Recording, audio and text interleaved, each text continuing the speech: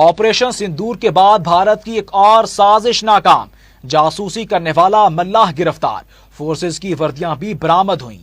وزیر اطلاعات عطا محمد تارڑ اور وزیر مملکت برائے داخلہ طلال چودھری نے مشترکہ پریس کانفرنس کرتے ہوئے پاکستانی اداروں کی جانب سے بھارتی سازش کو بے نقاب کرنے کی تفصیلات شیئر کی اور بھارت کے لیے جاسوسی کرنے والے جاسوس ملاح کی ویڈیو بھی نشر کی۔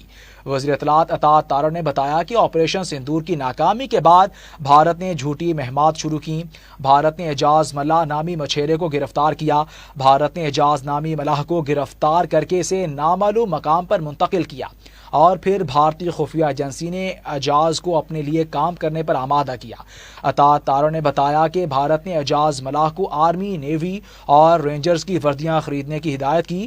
جب اعجاز ملاح نے یہ وردیاں خرید رہا تھا تو پاکستانی ایجنسیز نے اس کی نگرانی شروع کر دی۔ اعجاز ملاح کو بھارت جاتے ہوئے گرفتار کیا گیا۔ وزیر اطلاعات عطا تارڑ نے اعجاز ملاح کی ویڈیو بھی نشر کی جس میں اس نے اعتراف کیا کہ بھارتی ایجنسیوں نے مجھے سمندر سے گرفتار کیا۔ بھارتی ایجنسیوں نے کہا کہ اگر ہمارے لیے کام نہ کیا تو جیل میں رہو گے۔ ایجنسی نے مجھے فوج کی وردیاں، موبائل سمز اور فون بلز وغیرہ لانے کی ہدایت دی۔